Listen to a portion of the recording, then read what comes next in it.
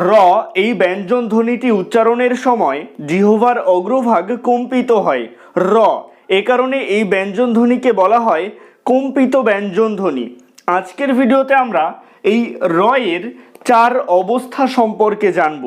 র শব্দের মধ্যে চার রূপে থাকতে পারে। আসুন কীরকম সেই রূপ দেখে নেওয়া যাক। রয়ের স্বাভাবিক রূপে থাকতে পারে, যেমন রনি, রবি, রাজা, এই সমস্ত ক্ষেত্রেই রয়ের স্বাভাবিক রূপে র রয়েছে। এবারে আসছি দ্বিতীয় রূপে। রেফ রূপে থাকতে পারে শব্দের মধ্যে। র রেফ রূপে থাকতে পারে, যেমন অর্ক, ধর্ম, মর্ম। এক্ষেত্রে মনে রাখতে হবে যে ব্যঞ্জন বর্ণের মাথায় রেফ রয়েছে, রটা ঠিক তার আগে উচ্চারিত হবে। অর্ক, ধর্ম, মর্ম।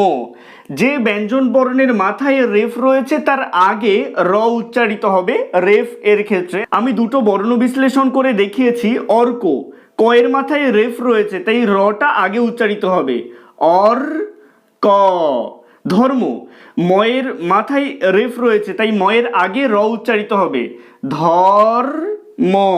রেফের ক্ষেত্রে আরও একটা বিষয় মাথায় রাখতে হবে, রেফের এই যে রটা সেটা রয় হসন্ত এর মতো উচ্চারিত হবে। অর্ক, ধর্ম, মর্ম এই সমস্ত ক্ষেত্রে কিন্তু রটা টেনে উচ্চারিত হয়নি, বা রয়ের পরে যে অটা আসে সেটা উচ্চারিত হয়নি। তো পরবর্তী রূপে চলে আসছি র ফলাতে।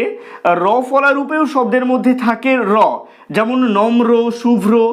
এক্ষেত্রে আমরা দেখব যে ব্যঞ্জনের নিচে র ফলা রয়েছে সেই ব্যঞ্জনের পরে র উচ্চারিত হবে। যেমন নম্রতে নম র, ময়ের পরে র ফলা রয়েছে তাই ময়ের পরে র উচ্চারিত হচ্ছে।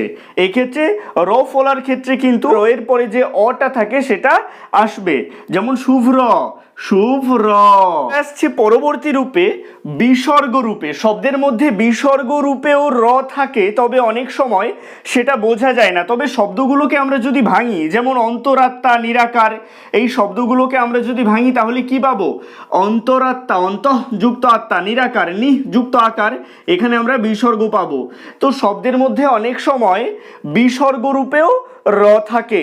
আশা করছি রয়ের চার অবস্থা সম্পর্কে একটা সহজ ধারণা আপনাদের দিতে পারলাম, এবং উচ্চারণগুলো কেমন হবে সেটাও আপনাদের সহজভাবে ধারণা দিতে পারলাম।